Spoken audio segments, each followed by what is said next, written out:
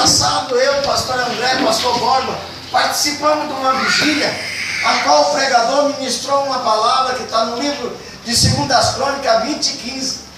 Ele disse que o profeta que estava juntado dentro da casa de Deus, o Espírito Santo desceu sobre ele e ele andou a profetizar.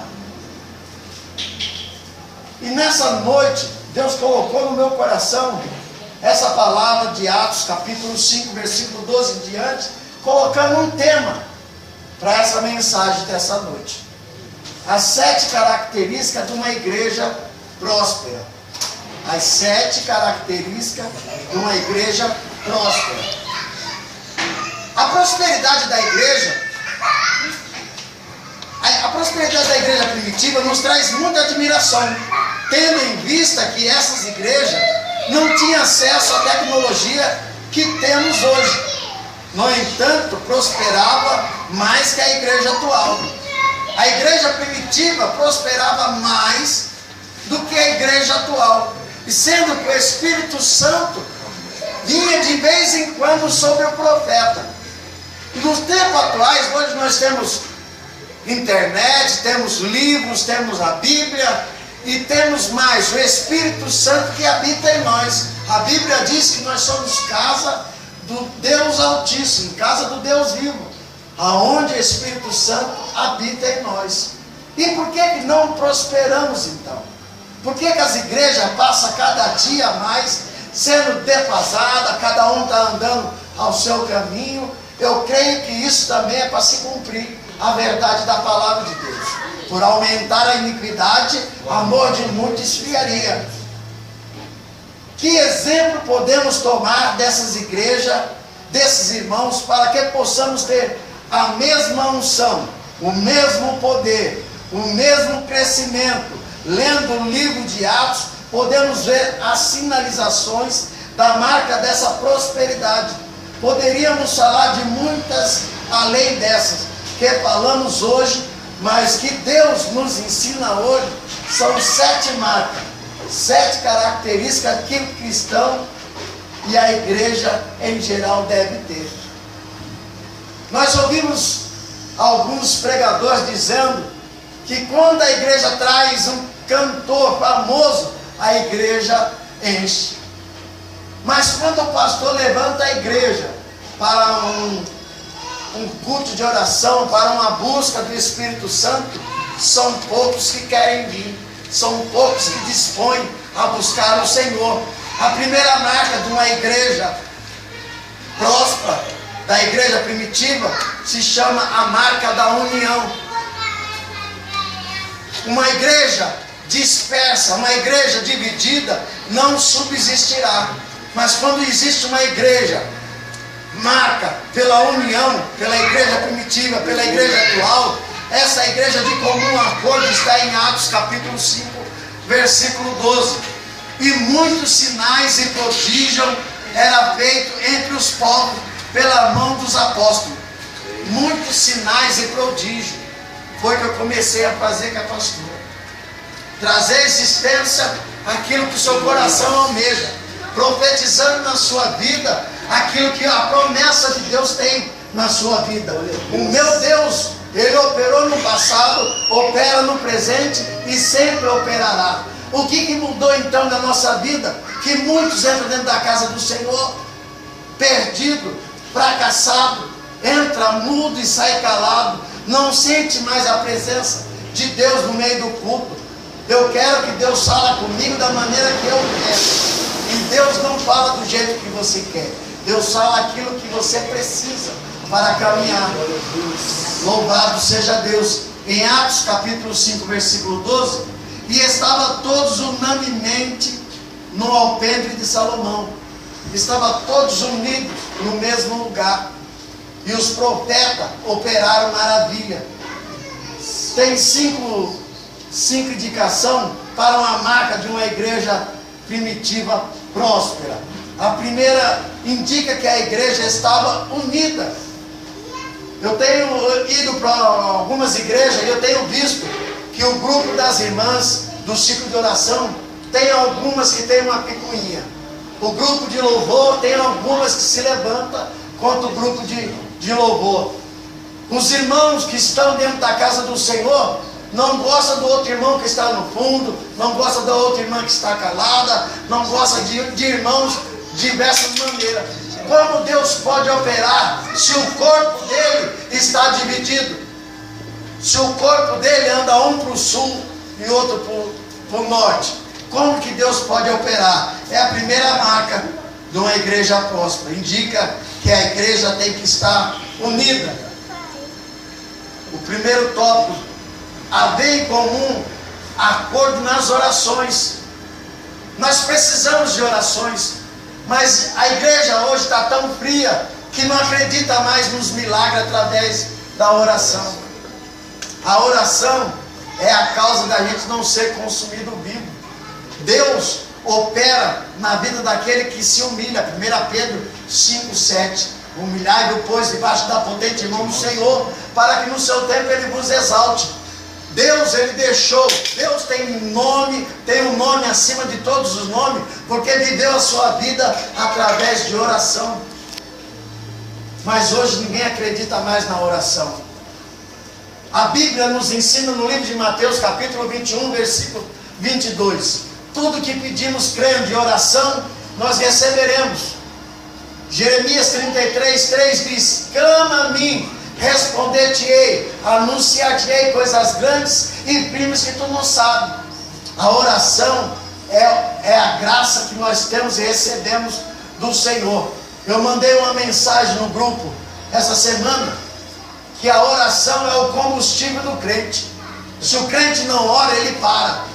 Se o crente não se relaciona com o Todo-Poderoso, não tem intimidade com Deus, ele não alcança a sua benevolência. Porque no livro de Daniel, capítulo 12, versículo 12, diz que bem-aventurado é aquele que chega a 1335 dias.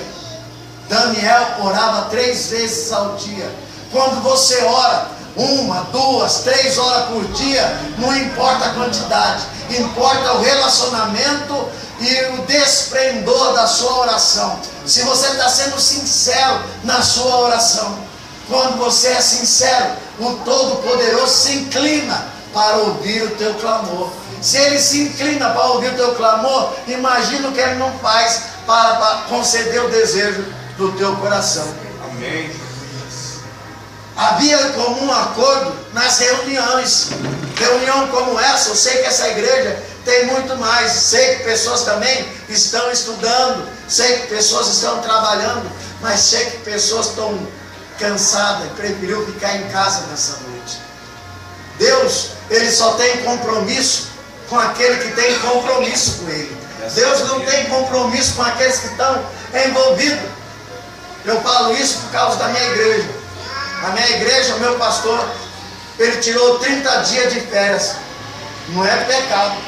Ele tirou para curtir a sua esposa, a sua filha e desprender do seu trabalho. O meu pastor, além de ser pastor, ele é advogado. E ele deixou a igreja na mão de alguns obreiros capacitados. Só que alguns obreiros não chamou a igreja para orar. Só que algumas igrejas estavam fazendo janeiro profético, trazendo pessoas de fora para ministrar a palavra. E a nossa igreja nada disso. Todo mundo saiu de férias. E agora ele coloca a igreja de fevereiro a março, 30 dias de oração. Então quer dizer que pode tirar férias, depois ele vem e quer tudo, que a gente passa tudo de uma vez?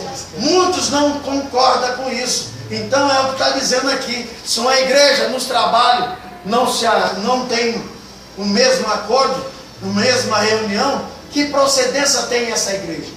Como que Deus pode tratar com ela? Como que Deus pode fazer prosperar a vida daqueles que são dele? Deus conhece aqueles que têm compromisso com ele. Havia em comum um acordo com a liderança. Eu tenho 2 filhos.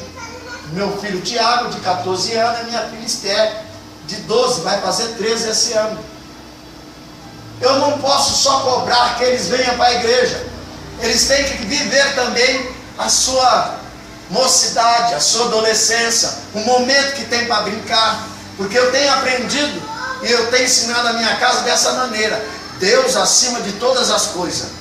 minha família, depois igreja. Então eu tenho ensinado meu filho no caminho que deve andar.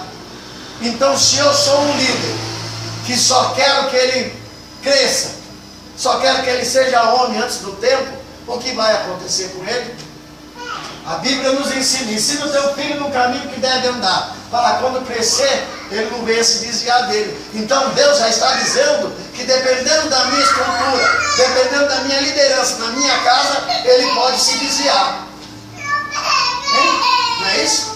Ensina o teu filho no caminho que deve andar, para quando ele crescer, quando ele for dono do seu nariz, quando ele andar sobre as suas autoridades, ele vai: pai, agora me dá o tempo que agora eu sou de maior, eu já não ando mais debaixo do seu bordão. Então ele pode se desviar sim, mas tudo depende da liderança, como que você trata.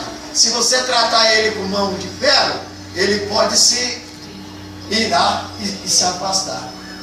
Mas se você trata ele como deve tratar, ele vai se lembrar da educação, ele vai lembrar daquilo que você ensinou e jamais vai sair da presença do Senhor. A segunda marca de uma igreja primitiva, a segunda marca de uma igreja próspera, é a marca dos sinais e prodígios, que é justamente que está em Atos 5:12. E muitos sinais e prodígios eram feitos entre os povos pelas mãos dos apóstolos. Então aqui a Bíblia está dizendo que muitos sinais e prodígios eram feitos. Quantos não entraram dentro da igreja doente, fraco, cabisbaixo, querendo desistir de tudo, querendo olhar só para o Egito e retornar? Olha aí. A palavra que nós recebemos na vigília do mês passado era que o Espírito Santo que está em nós não precisamos de mais deputado, vereador, de mais prefeito, governador, não. Nós não precisamos de construir mais presídio, não. Os hospitais não precisam ser grandes, não. O que nós precisamos é de crente cheio do Espírito Santo para operar a palavra de Deus. Crente compromissado com a verdade, para que se pronuncia a palavra e a palavra venha entrar na divisa do Espírito, a medula, apta a discernir nossos pensamentos. Nós temos que profetizar. Se uma pessoa entra dentro da igreja doente, a Bíblia diz assim: chama os presbíteros e unge aquela pessoa, e a oração da fé será curada. A primeira marca dessa igreja, dos sinais e prodígios, é uma igreja conservava o poder e a unção. Livro de Isaías, capítulo 25, versículo 10, se eu não me engano, ou 10, versículo 25, diz que a unção, ela despedaçará todo o jugo. O jugo será despedaçado por causa da unção. Então, meus irmãos, a diferença de um crente é verdadeiramente a unção. Quando nós... 10, 27. Quando nós temos a unção, pode vir capeta, pode vir demônio, pode vir palavra contrária, que não entrará na nossa vida, porque o crente da unção, ele está revestido do capacete da salvação, da couraça da justiça, do sapato da preparação do Evangelho, a espada do Espírito, que é a palavra de Deus.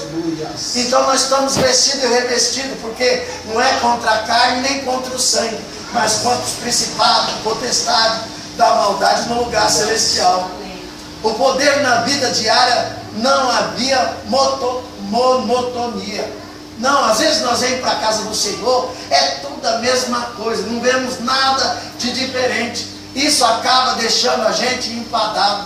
Nós queremos ver sinais e prodígios, mas não acontece nada, porque os irmãos já estão entrando desanimados.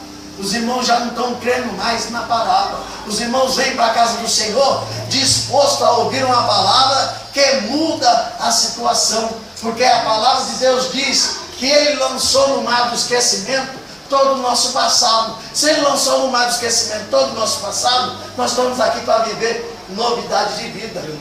Mas Jesus, Ele também nos ensina que nós devemos chegar a Ele com convicção que Ele pode operar o milagre.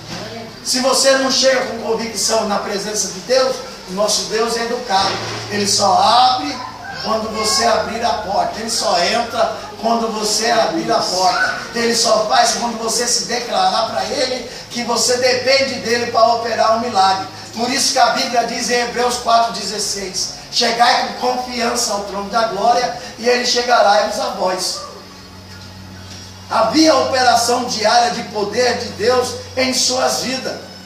Nós vimos que a mulher do fluxo de sangue, ela gastou todo o seu dinheiro com tudo aquilo que ela tinha, com toda aquela sabedoria que o mundo oferecia para ela no momento.